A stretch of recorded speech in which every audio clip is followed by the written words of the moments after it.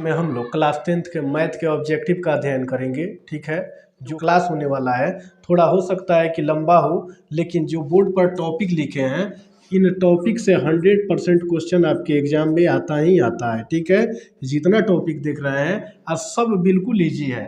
हो सकता है कि आपको इसमें से किसी भी टॉपिक में से ऑब्जेक्टिव बनाने में दिक्कत हो, तो इस वीडियो को देखिए।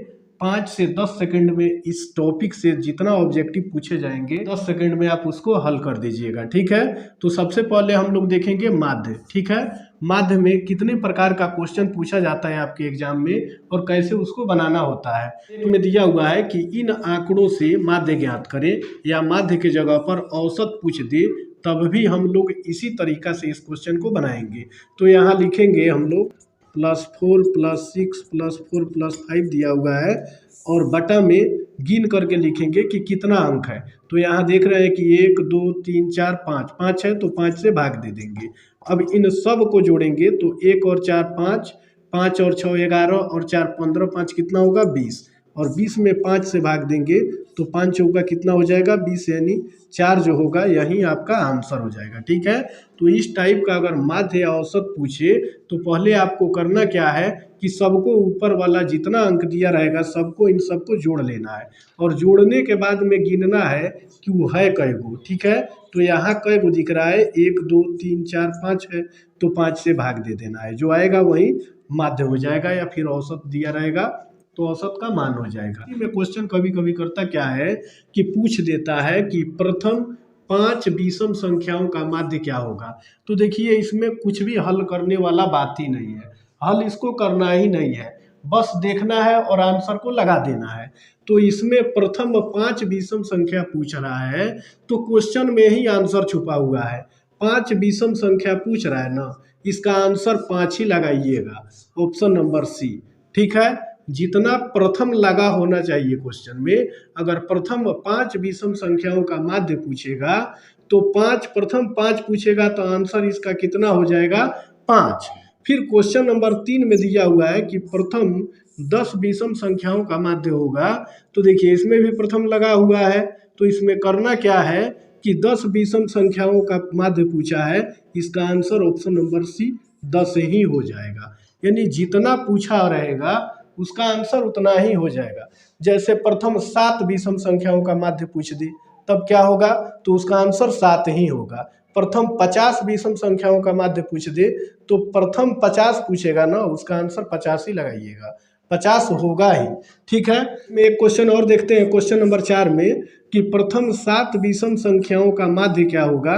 तो देखिए प्रथम लगा हुआ है क्वेश्चन में और 7 विषम संख्याओं का माध्य पूछ रहा है, तो इसका आंसर ऑप्शन नंबर बी 7 ही हो जाएगा। इसमें ना जोड़ना है ना घटाना है, कुछ नहीं करना है, जितना विषम संख्या पूछेगा उतना ही उसका आंसर हो जाएगा। चलिए 5 नंबर क्वेश्चन में देखेंगे कि प्रथम 5 सम संख्याओं का माध्य क्या होगा। देखिए इसमें विषम था, ठीक है, तो विषम था तो 7 पूछ रहा था तो आंसर 7 ही हो जा रहा था। लेकिन जब प्रथम 5 सम संख्या पूछ दे तो सम में क्या करना है कि जब 5 पूछेगा तो इसे 1 बढ़ा के देखेंगे कि ऑप्शन में कौन दिख रहा है, तो 5 से 1 ज़्यादा कौन है 6, इसका right answer option number A हो जाएगा 6। यानी प्रथम 5 सम संख्याओं का माध्य पूछे तो 5 से 1 क्या करना है बढ़ा देना है, तो 5 से 1 बढ़ाएंगे तो क्या होगा 6, इसका उत्तर 6 हो जाएगा। फिर क्वेश्चन नंबर 6 में दिया हुआ है प्रथम 10 सम संख्याओं का माध्य क्या होगा। तो देखिए प्रथम लगा हुआ है क्वेश्चन में और 10 सम संख्याओं का माध्य पूछ रहा है, तो करना क्या है आपको 10 में 1 जोड़ देना है, तो 10 में 1 जोड़ेंगे तो ऑप्शन नंबर बी में क्या दिख रहा है 11, इसका सही उत्तर यही हो जाएगा। ठीक है, अगर क्वेश्चन में पूछ दे कि 12 सम संख्याओं प्रथम 12 सम संख्याओं का माध्य क्या होगा, तो 12 में क्या जोड़ेंगे 1 जोड़ेंगे तो कितना हो जाएगा 13। ठीक है, तो उसका आंसर 13 हो जाएगा। से कि प्रथम 3 सम संख्याओं का माध्य ज्ञात कीजिए। तो देखिए प्रथम 3 सम लगा हुआ है तो 3 में 1 जोड़ेंगे 4 होगा, उसका उत्तर वही हो जाएगा 4। ठीक है, और विषम का बता ही दिए हैं कि जितना पूछेगा वही उसका आंसर हो जाएगा। प्रथम 8 विषम संख्याओं का माध्य पूछे तो उसका उत्तर 8 ही हो जाएगा, और प्रथम 8 सम संख्याओं का माध्य पूछे तो बस 8 में 1 जोड़ना है, कितना हो जाएगा 9। ठीक है। चलिए अब हम लोग देखेंगे माध्यिका निकालने का। माध्यिका निकालने का पूछे या फिर माध्यक निकालने के लिए एक नंबर में आए ऑब्जेक्टिव में, इसको भी बिना फॉर्मूला के बनाएंगे, केवल देख के ही आंसर मार देंगे। ठीक है, तो चलिए देखते हैं। नंबर 1 में दिया हुआ है 2, 6, 5, 4, 3, 1 की माध्यिका ज्ञात करें। तो माध्यिका निकालने के लिए आपको करना क्या होगा, इन सभी संख्याओं को बढ़ते क्रम में लिखना होगा। सभी संख्याओं को क्या करना होगा, बढ़ते क्रम में लिखना होगा। तो इसको पहले लिखेंगे, देखिए सबसे पहले लिखेंगे एक। एक को क्यों लिखेंगे, तो बढ़ते क्रम में सबसे पहले जो छोटा होता है उसको लिखते हैं, फिर उससे बड़ा, फिर उससे बड़ा, इसे ऐसे ही करके उसको लिख लिया जाता है। तो एक के बाद में लिखेंगे दो, दो के बाद में है तीन, तीन के बाद में चार, उसके बाद में पाँच, उसके बाद में छः। अब इसमें करेंगे क्या कि इसमें आधा आधा बांट देंगे, सभी संख्याओं को आधा आधा। तो देखते हैं कि 3 इधर और 3 इधर चला जा रहा है, तो बीच में कुछ नहीं बच रहा है। तो इसमें क्या करेंगे कि 2 इधर छांट देंगे और 2 इधर छांट देंगे। ठीक है, इनको छोड़ देंगे और बीच में जो बच रहा है 2, 3 और कितना बच रहा है 4, 2 ही संख्या ना बच रहा है। तो इसको क्या करेंगे कि 3 और 4 को जोड़ के 2 से भाग दे देंगे। तो यहाँ 4 और 3 कितना हो जाएगा 7, और 2 से भाग देंगे तो आ जाएगा 3.5। इसका right answer option number B हो जाएगा 3.5। ठीक है, चलिए फिर 2 नंबर क्वेश्चन को देखते हैं।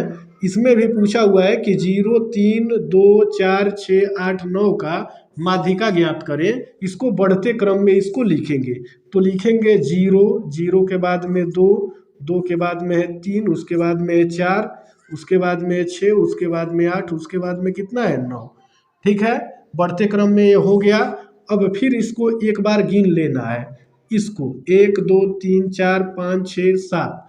तो इसमें भी 1, 2, 3, 4, 5, 6, 7, यानी जितना ऊपर क्वेश्चन में दिया हुआ है उतना नीचे बढ़ते क्रम में भी हम लोग इसको क्या कर लिए हैं, लिख लिए हैं। यदि कोई डाटा छूट जाता है तो फिर गलत हो जाएगा। ठीक है, तो देखिए ऊपर जितना है उतना यहाँ भी है, 7 को ऊपर है तो 7 को यहाँ है।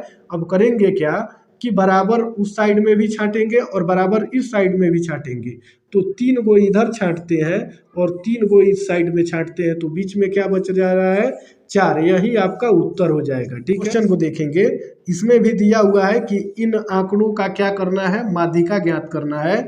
तो इसको भी पहले क्या करेंगे, बढ़ते क्रम में लिखेंगे। सबसे छोटा कौन सा अंक है 2, 2 के बाद में कौन आया हुआ है 4, 4 के बाद 5, 5 के बाद 6 है, उसके बाद में 8 दिया हुआ है, फिर 9 है, उसके बाद में 10 है।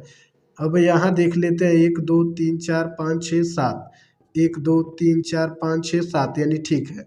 ठीक है, अब इसमें भी 3 इधर से इसको छांट लेंगे और 3 इधर से इसको छांट लेंगे। बीच में जो बचेगा 6, यही हमारा उत्तर हो जाएगा। ऑप्शन नंबर ए में 6 दिया हुआ है। ठीक है, परसेंट आपके एग्जाम में इससे संबंधित क्वेश्चन आएगा ही आएगा।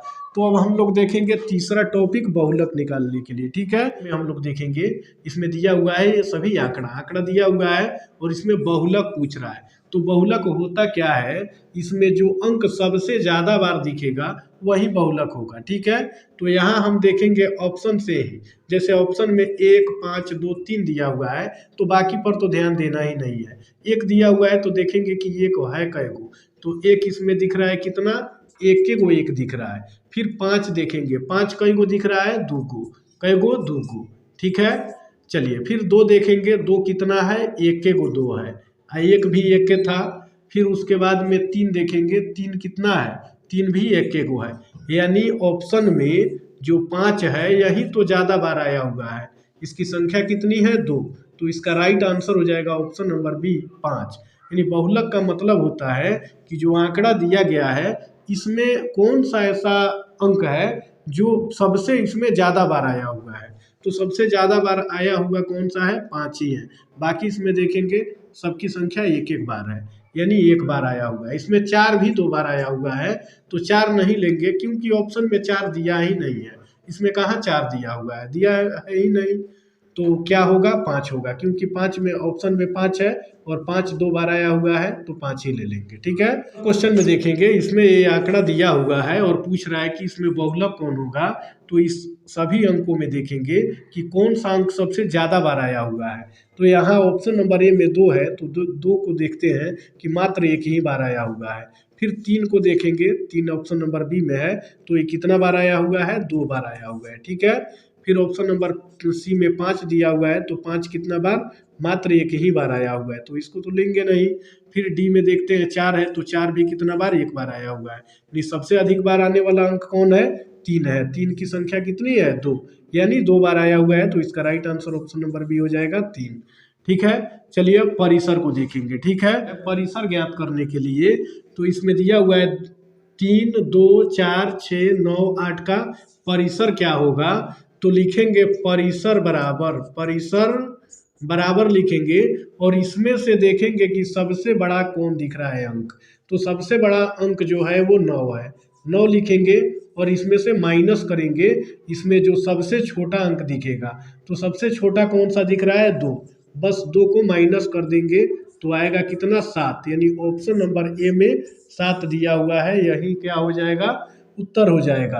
नंबर 2 में दिया हुआ है 0, 2, 9, 8, 15, 20 का परिसर क्या होगा, तो इसमें सबसे पहले परिसर निकालने के लिए हम लोग क्या करेंगे, सबसे जो बड़ा अंक होगा इन सब में उसको पहले लिख लेंगे, तो सबसे बड़ा 20 है, 20 को यहाँ लिख लेंगे और इसमें से माइनस करेंगे जो सबसे छोटा होगा, सबसे छोटा क्या है, 0, 0 को माइनस कर देंगे तो 20 में से जब 0 को माइनस करेंगे तो क्या आएगा, 20 ही आएगा। इसका सही उत्तर ऑप्शन नंबर बी हो जाएगा 20। द्विघात बहुपद को हम लोग द्विघात बहुपद से शून्यक निकालना सीखेंगे बहुत ही इजी तरीका से, बिल्कुल 5 से 10 सेकंड के अंदर आप इसका शून्यक निकाल लेंगे बिना इसको हल किए, ठीक है। लंबा प्रोसेस से इसको हल हम लोग नहीं करेंगे, तो इसका पहले हम लोग बेसिक कॉन्सेप्ट समझ लेते हैं कि इसको बनाएंगे कैसे। देखिए समीकरण का रूप होता है ax² plus bx plus c, ठीक है। तो इसमें सबसे इम्पोर्टेंट रूल जो होता है वो b का होता है, यानी कहने का मतलब है कि जब b का मान यहाँ अगर प्लस में रहे, ठीक है, तो ये दोनों चिन्ह बदल जाएंगे, यानी b और c, b का मान प्लस में रहे तो ये बदल के माइनस में आ जाएगा और साथ ही साथ c को भी बदलने का काम करेगा, कौन, b, कब, जब प्लस में मान रहे। केवल b के मान को ही देखना है, जब b का मान प्लस में रहेगा ना तो ये b तो बदलेगा ही चिन्ह अपना माइनस में, साथ ही साथ c को भी बदलवा देगा, ये c को भी बदलवा के क्या कर देगा, माइनस, यहाँ प्लस रहेगा तो माइनस करवाएगा और यहाँ माइनस रहेगा तो प्लस करवा देगा, कौन, b वाला मान जब प्लस में रहेगा तब। लेकिन अगर यहीं पर माइनस में b का मान हो, ठीक है, b का मान अगर माइनस में हो तो केवल यही चिन्ह बदलेगा प्लस वाला, इस मान पर कोई फर्क नहीं पड़ेगा। केवल जब b का मान माइनस में होगा तो माइनस में जैसे ही देखेंगे इसको बदल के प्लस में कर देंगे, इसके बारे में नहीं सोचेंगे, ये प्लस में रहेगा तो प्लस में रहेगा और माइनस में रहेगा तो माइनस में रहेगा। बस इन्हीं बातों को आपको ध्यान में रखना है। यदि ये बात आप ध्यान में नहीं रख पाते हैं तो फिर इस तरीका से आप क्वेश्चन को गलत कर जाएंगे, ठीक है। तो यहाँ एक बार हम लिख दे रहे हैं, b का मान जैसे ही प्लस में होगा तो b और c दोनों का मान चेंज होगा और b का मान माइनस में दिखे तो केवल b का ही बदलेगा, c का नहीं बदलेगा, इसको आप लोग नोट कर लीजिएगा, ठीक है। अब चलिए हम लोग क्वेश्चन को देखते हैं। क्वेश्चन नंबर 1 को देखेंगे, 1 और 2 दोनों सेम ही है, एक क्वेश्चन ये समझ जाते हैं तो 2 इसके आधार पर बना लीजिएगा। क्वेश्चन नंबर 3 में थोड़ा चेंजिंग है क्योंकि इसमें इसके आगे कोई अंक नहीं दिया हुआ है दोनों में, लेकिन इसमें इसके आगे दिया हुआ है, ठीक है। 2 ही टाइप का क्वेश्चन पूछा जाता है। तो यहाँ क्वेश्चन नंबर 1 को हम लोग देखेंगे, इसको बनाने के लिए इसमें पहले कुछ नहीं दिया हुआ है, मतलब 1 यहाँ रहता है तो ये 10 से गुना कर लेता है तो 10 ही होगा। अब 10 को ऐसे हिसाब से हम लोग गुना करेंगे कि गुना करने पर 10 तो आए लेकिन उन दोनों को जोड़ने पर 7 आ जाए, कितना आ जाए, 7 आ जाए। तो 10 को ऐसे तोड़ेंगे तो यहाँ लिखते हैं हम 5 गुने कितना, 2, 5 में 2 से गुना करने पर 10 आ जा रहा है और 5 और 2 को जोड़ने पर कितना आ जा रहा है, 7 आ जा रहा है, ठीक है। अब देखिए यहाँ प्लस में है, 7 का मान भी प्लस में है और 10 का मान भी प्लस में है, तो इसके पहले जस्ट मैंने क्या बताया है कि ये b का मान 7 है। अगर इसका मान प्लस में दिखे तो इसका चिन्ह क्या हमें करना होगा, माइनस में, और इसका चिन्ह भी क्या करना होगा, माइनस, क्योंकि b का मान जैसे प्लस में आएगा तो b तो अपना बदलबे करेगा साथ ही साथ अपने साथी जो सी है इसका भी बदलवा देगा। इसका भी मान क्या हो जाएगा, माइनस में। अब इसका गुणनखंड किए हैं, 5 दूनी 10 हो जा रहा है और 5 दो जोड़ने पर 7 हो जा रहा है। तो इन दोनों में जो बड़ा वाला अंक होगा उसको पहले लिखना है। तो 5 और 2 में बड़ा कौन है, 5, तो 5 को पहले लिखेंगे और 2 को बाद में लिखेंगे। तो देखिए आपका उत्तर निकल गया, -5 -2 आ रहा है। सही उत्तर ऑप्शन नंबर ए हो जाएगा, -5 और -2। ठीक है, चलिए फिर 2 नंबर क्वेश्चन को हम लोग देखेंगे। इसमें दिया हुआ है कि x² + 7x + 12 का शून्य ज्ञात कीजिए। तो इसको भी बनाएंगे, यहाँ कोई अंक नहीं है तो केवल इस पर ध्यान देंगे। इसका गुणनखंड करेंगे, ऐसे 2 अंक को गुना करेंगे, गुना करने पर 12 आ जाए और जोड़ने या घटाने पर 7 आ जाए। तो यहाँ करेंगे क्या, अगर 4 × 3 करते हैं तो 4 तिहाई कितना हो जाएगा, 12, और 4 3 को जोड़ने पर कितना, 7 हो जाएगा। ठीक है, अब यहाँ करना क्या है कि b का मान देखिए प्लस में है तो b वाला तो अपना माइनस में बदलबे करेगा, साथ ही साथ c वाला का भी मान, ये c का है मान तो c का पहले प्लस है, इसका भी मान क्या करेगा, बदलवा के माइनस में कर देगा। ठीक है, अब इन दोनों में से जो बड़ा होगा उसको पहले लिखेंगे 4 और फिर जो ये छोटा 3 है यहाँ लिख देंगे। तो -4 और -3 ऑप्शन नंबर बी में है। ठीक है, इसका सही उत्तर यही हो जाएगा। नंबर 3 में हम लोग देखेंगे, इसमें दिया हुआ है 4x² - 4x + 1 का शून्यक होगा। तो इसको बनाने के लिए ये पहले वाला लास्ट वाला से गुना कर लेगा। ठीक है, 4 में 1 से गुना कराएंगे तो 4 हो जाएगा और यहाँ 4 लिखेंगे। ठीक है, अब इसका गुणनखंड निकालेंगे, इस 4 का यहाँ गुना करके 4 हुआ है तो इसका गुणनखंड करेंगे तो होगा 2 गुने कितना, 2, यानी 2 में 2 से गुना करने पर 4 हो जा रहा है। और b का मान भी देखना है कि इन दोनों को जोड़ने पर 4 हो जाए, तो 2 और 2 मिलके कितना, 4 हो जाएगा। अब इसके पहले वाला मैंने कॉन्सेप्ट शुरू में ही बताया था कि अगर b का मान माइनस में दिखे तो केवल इसी का मान बदलना है, माइनस में होगा तो प्लस में हो जाएगा, इसका मान तो बदलेगा नहीं। इसका मान कब बदलेगा, जब b का मान यहाँ प्लस में दिखे तब, तभी ना हम दोनों को बदले हैं। यहाँ प्लस दिखेगा तो ये तो बदलबे किया है, साथ में ये भी बदल जाएगा, लेकिन जैसे b का मान माइनस में रहेगा तो केवल यही बदलेगा। ठीक है, और फिर इसको ऐसे ही लिख देंगे और ये दोनों को उठा के यहाँ लिख देंगे, 2 और 2। ठीक है, अब यहाँ +2 आया हुआ है और ये भी +2 है, तो देखिए ये जो पहले वाला अंक है इससे भाग दे देंगे, बटा के नीचे लिख देंगे, 4 हो जाएगा, 2 एकम 2 और 2 दूनी 4, 2 एकम 2 और 2 दूनी 4, यानी 1/2 और 1/2। इसका सही उत्तर ऑप्शन नंबर बी हो जाएगा, 1/2। ठीक है, नंबर टॉपिक में हम लोग देखेंगे दो चर वाले रैखिक समीकरण। ठीक है, इसको भी बहुत जल्दी से हम लोग बना लेंगे बिना लंबे कैलकुलेशन किए हुए। तो क्वेश्चन नंबर 1 में हम लोग देखेंगे, इसमें दिया हुआ है x + y = 14 और x - y = 4। इसको आप लोग विलोपन, प्रतिस्थापन और एक ब्रजगुणन विधि है उससे इसको हल करेंगे तो समय ज़्यादा लगेगा। तो इसको शॉर्ट तरीका में 5 सेकंड में हम लोग हल करने का प्रयास करेंगे। तो इसको समझिए कि बनाएंगे कैसे। इसमें होता क्या है कि पहले इस x का मान यदि आप निकालना चाहते हैं तो यहाँ लिखिए x बराबर और इन दोनों को जोड़ दीजिए, तो 14 प्लस हो जाएगा 4 और 2 से भाग दे दीजिए, तो 14 और 4 कितना हो जाएगा, 18, और 2 से भाग देंगे तो कितना आएगा, 9, यानी x का मान आपका निकल गया।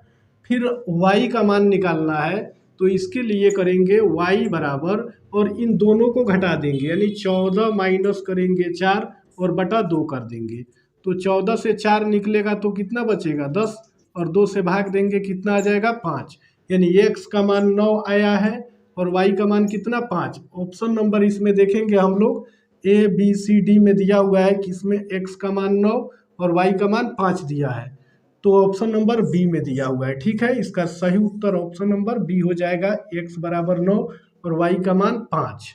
तो इस प्रकार आप सभी प्रश्नों को हल कर लीजिएगा। फिर 2 नंबर क्वेश्चन में हम लोग देखेंगे, इसमें दिया हुआ है कि x + y बराबर 21 और फिर x - y का मान 5 दिया है। ऑप्शन भी आपके सामने है ABCD, तो बताइए इसका आंसर क्या होगा। ठीक है, चलिए फिर इसको देखते हैं हम लोग। x बराबर लिखेंगे, इन दोनों को जोड़ देंगे तो 21 प्लस होगा 5 और बटा 2 कर देंगे, तो 21 में 5 जोड़ेंगे तो हो जाएगा 26, बटा 2 करने पर हो जाएगा कितना, 13, यानी x का मान कितना निकल गया, 13। और फिर y का मान निकालेंगे, तो 21 माइनस 5 करेंगे, 21 में से इस 5 को माइनस करेंगे और बटा करेंगे 2, इसमें से माइनस करेंगे 16 होगा और बटा 2 काटेंगे तो कितना हो जाएगा 8, यानी y का मान कितना हो गया 8। तो x का मान 13 और y का मान 8 ऑप्शन नंबर ए में है। ठीक है, इसका सही उत्तर ऑप्शन नंबर ए हो जाएगा। चलिए, या फिर इसको विलोपन प्रतिस्थापन विधि से हल करने पर बहुत ज़्यादा समय लगेगा और ये एक ऑब्जेक्टिव में बनाइएगा, 1 नंबर में आए तब इस विधि का प्रयोग करना है। अगर 2 नंबर में पूछता है तो फिर विधि तो पूछ ही लेगा कि किस विधि से उसको हल करना है। चलिए, फिर 3 नंबर क्वेश्चन में हम लोग देखेंगे।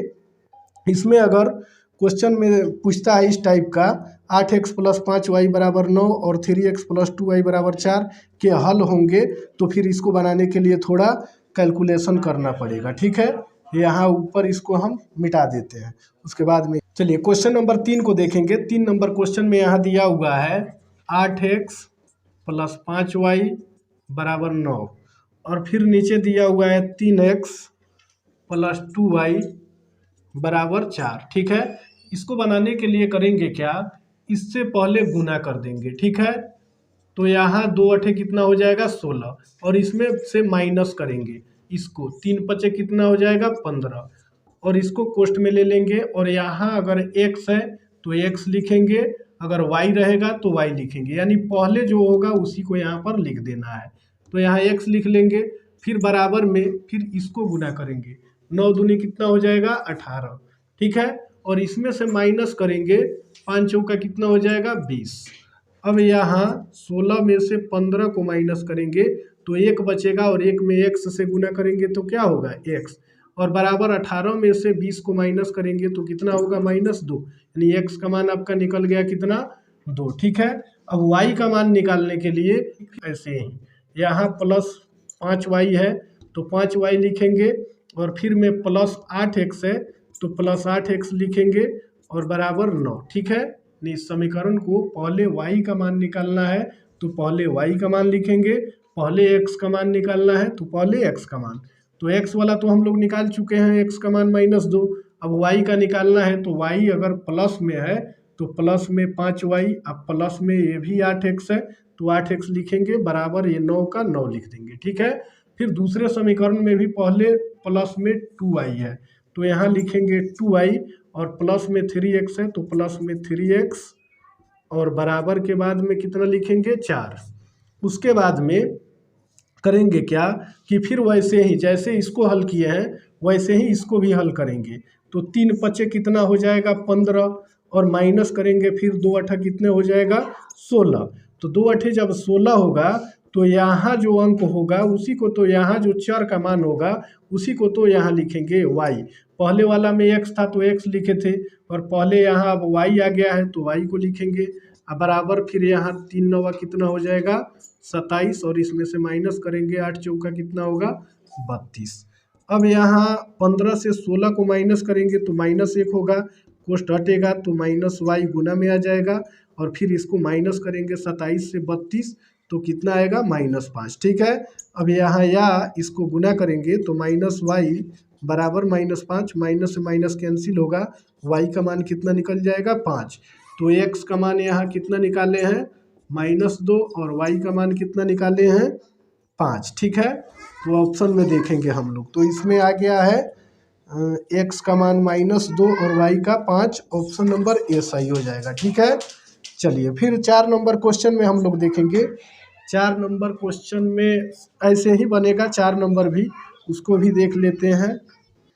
चलिए क्वेश्चन नंबर 4 को देखेंगे। 4 नंबर क्वेश्चन में दिया हुआ है 2x - 2y = 2 और फिर इधर दिया हुआ है 3x + 4y = 10। ठीक है, इसको भी उसी तरीक़ा से बनाएंगे। पहले यहाँ x का वैल्यू निकालेंगे तो ये 4 2 से गुना करेगा तो 4 दूनी 8 हो जाएगा और माइनस फिर ये 3 दूनी कितना हो जाएगा 6 और ये माइनस और ये वाला माइनस मिलके प्लस हो जाएगा। कोष्ठ में फिर ले लेंगे, यहाँ x होगा तो x लिखेंगे, अगर यहाँ y आता है तो y लिखेंगे। तो अभी तो x है तो x लिखेंगे और बराबर फिर इसको ऐसे गुना करेंगे ऐसे। ठीक है, तो 4 दूनी 8 हो जाएगा और फिर इसमें से माइनस करेंगे, ये 10 दूनी कितना हो जाएगा 20 और ये वाला माइनस और ये वाला माइनस मिलके प्लस हो जाएगा। अब यहाँ ये 8 6 जुड़ के कितना हो जाएगा 14, x का x और बराबर 20 8 कितना होगा 28।